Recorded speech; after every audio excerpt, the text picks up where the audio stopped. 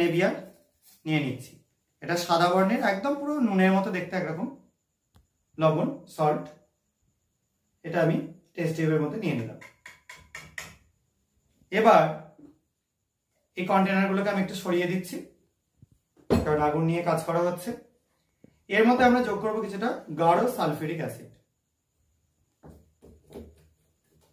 আমি একটা ড্রপারের সাহায্যে যোগ করছি আপাতত।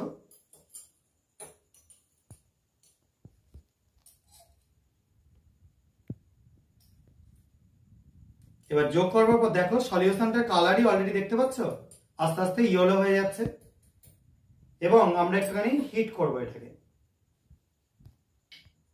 অ্যাসিডের কন্টেনারটা একটু সরিয়ে নিয়ে এটাকে হিট করতে শুরু করছি।